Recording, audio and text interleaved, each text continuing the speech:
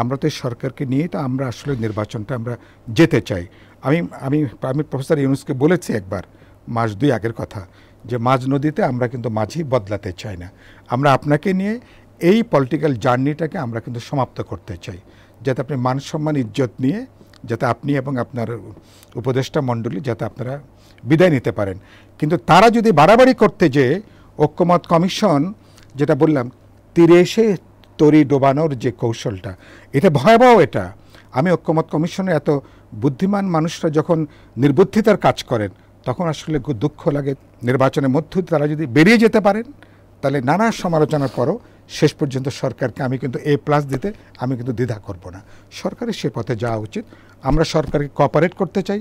দুর্ভাগ্যজনকভাবে আমাদের সমর্থনকে অনেক ক্ষেত্রে দুর্বলতা হিসাবে সরকার বিবেচনা করে আসছে। অনেকের কাছে পাওয়ারটা ছিল একদম একটা লটারি পাওয়ার মতন অবস্থা আর কি। Enough is enough. এখন একটু ঠান্ডা মাথায়, পরিস্থিতি উত্তেজনাপূর্ণ আমি প্রায় বলি, কিন্তু সিদ্ধান্ত নেবেন ঠান্ডা মাথায়, একটু প্রজ্ঞা নিয়ে, দূরদর্শিতা নিয়ে।